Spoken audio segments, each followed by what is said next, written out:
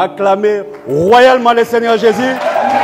On l'acclame en se mettant debout. Acclamez, acclamez le Seigneur, acclamez. Acclamons, acclamons Jésus. Alléluia, alléluia, alléluia, alléluia. Merci, merci, merci. Merci. Mettez-vous, que le Seigneur vous bénisse.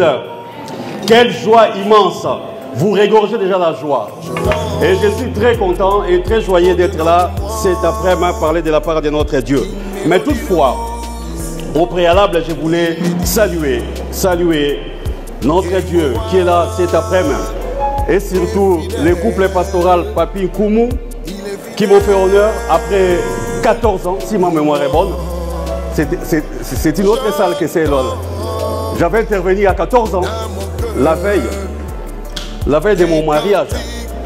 Et laissez-moi dire, avant même de commencer, j'ai béni cette église. Parce que, est-ce qu'on peut acclamer le Seigneur pour ça?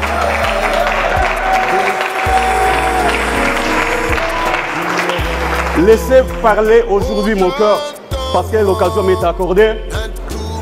Votre église, vous nous avez supporté un certain 19 juillet 2008. Mon mariage était passé dans cette assemblée. Amen. Je vois frère Richard, je vois tout le monde. Et je manque des mots. J'ai porté ma bague d'alliance dans votre assemblée. Et par-dessus tout, bien aimé dans le Seigneur, vous nous avez soutenus à 100%. Et je n'oublierai jamais cet amour que vous avez fait montre dans ma vie, et ainsi que de celle de ma femme, je ne l'oublierai jamais. Laissez-moi vous parler aujourd'hui de l'amour.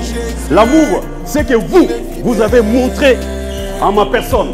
C'est que vous avez montré à ma famille. C'est que vous avez montré à mon église.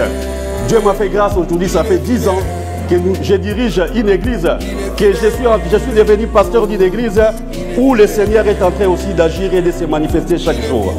Bien aimé, nous allons partager sur l'amour. Est-ce que vous êtes là? Est-ce que vous êtes là? L'amour, c'est l'essence de notre Dieu. L'amour englobe tout. Tout ce qu'un prédicateur peut dire, tout ce que la Bible nous révèle, s'assoit sur l'amour. L'amour, c'est le point culminant de toutes les choses dans le Seigneur, bien-aimé dans le Seigneur. C'est un terme qu'on n'aime pas. On s'est dit c'est un terme simple que tout le monde sait, l'amour, l'amour. Mais bien aimé, laissez-moi vous dire, sans l'amour, la Bible dit, personne ne verra le Seigneur. Nous sommes une église, nous sommes venus fêter. Mais le premier des thèmes que nous allons partager, c'est l'amour. L'église doit vivre dans l'amour. Nous pouvons bien prêcher, faire des miracles, parler en langue, faire tout ce que nous voulons, bien aimé dans le Seigneur. Être grand, être puissant, suivi par des milliers de personnes. Mais sans l'amour, bien aimé dans le Seigneur, nous ne verrons jamais la main puissante de Dieu. L'amour, c'est vie. On vit l'amour, bien aimé.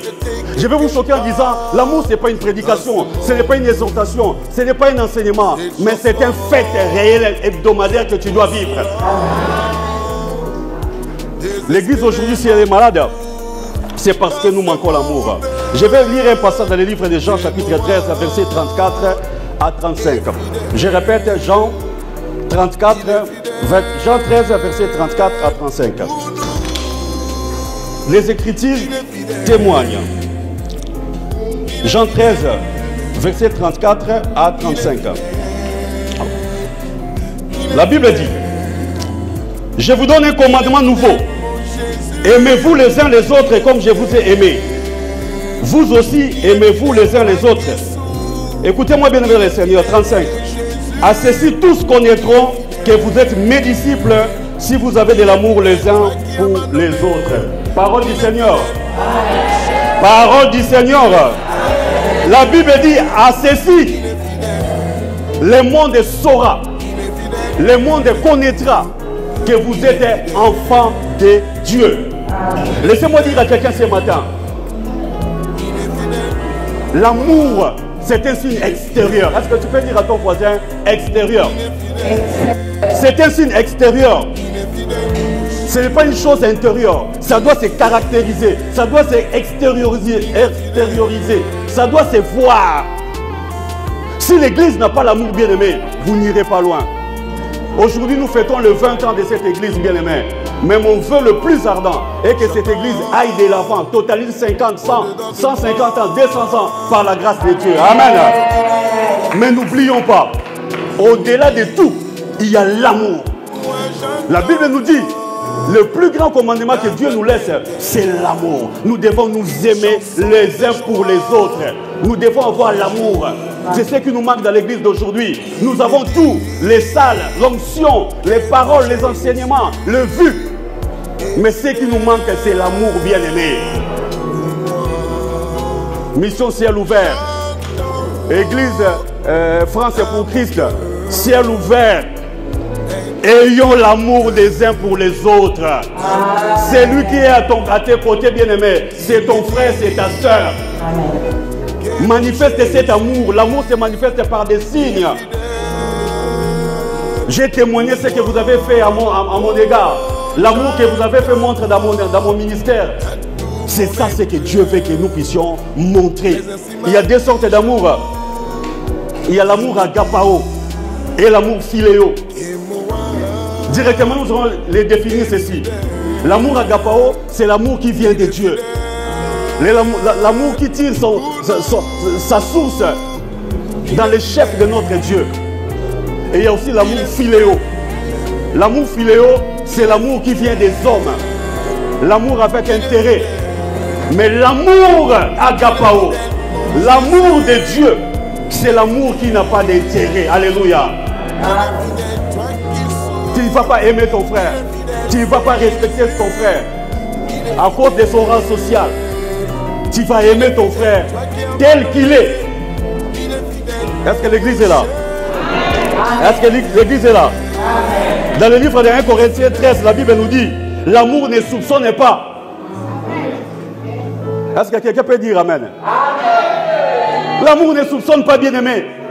Arrêtons de soupçonner les gens dans l'église. L'amour pardonne. L'amour supporte tout.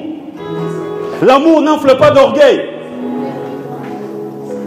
Si vous lisez toutes ces choses, bien-aimés, dans le livre de 1 Corinthiens 13, vous verrez que nous vivons sans l'amour de Dieu.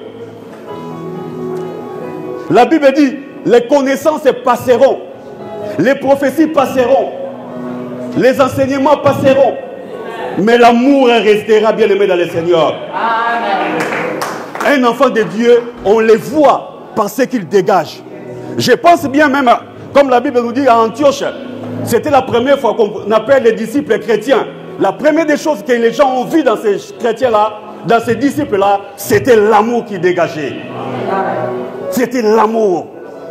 Avant qu'ils puissent être appelés, taxés des chrétiens, ils ont vu l'amour qui dégageait en eux. Ils ont vu la vie de Jésus en eux. Et la vie de Jésus était caractérisée par l'amour. Voilà pourquoi je viens ce soir parler à quelqu'un, bien-aimé dans le Seigneur, dans cette assemblée. Bien que nous sommes en train de festoyer, nous sommes dans la joie, mais ayons l'amour des uns pour les autres. L'amour de l'autre te poussera à prier pour lui. L'amour de l'autre te poussera à lui pardonner. Ce n'est pas si ton frère il a péché, il a fait quelque chose. Tu es la première personne à les balancer. Tu es la première personne à les tuer. Nous voyons comment aujourd'hui dans l'église, les vies des gens sont massacrées dans l'église. Une personne qui vient par amour vous parler de ses problèmes, vous commencez à les balancer, vous commencez à les critiquer, bien aimé. Ça, c'est le manque d'amour. L'amour doit être extériorisé. Il faut qu'il y ait des preuves de l'amour. En cela, nous serons appelés fils de Dieu. Et la Bible nous montre dans l'église primitive comment les disciples étaient. La Bible dit, ils vendaient leurs biens. Ils partageaient leurs biens. Et personne ne disait que ces biens m'appartiennent. Et à plus encore, la Bible dit, ils partageaient selon les besoins de chacun.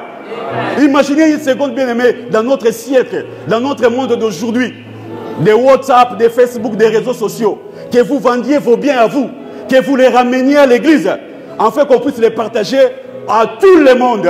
C'est une chose impensable, inconcevable. Mais les disciples l'ont fait, bien aimé. Vivons avec l'amour de Dieu, alléluia. On peut tout faire dans l'œuvre de Dieu. Sans l'amour, nous sommes nuls. Tu peux avoir des milliers d'hommes parce que tu es serviteur de Dieu. Des milliers de vues, être de notoriété publique. Mais sans l'amour, tu ne verras pas la main de Dieu. Église, vivez avec l'amour de Dieu. Aimez vos pasteurs, aimez vos serviteurs. Arrêtez de les descendre. Arrêtez de les critiquer, bien-aimés. Arrêtez de faire un autre culte après le culte. L'amour, c'est ça, c'est ce qui va nous caractériser. L'amour de Dieu a été manifesté en ce qu'il a laissé son trône. Il est venu sur terre pour nous chercher.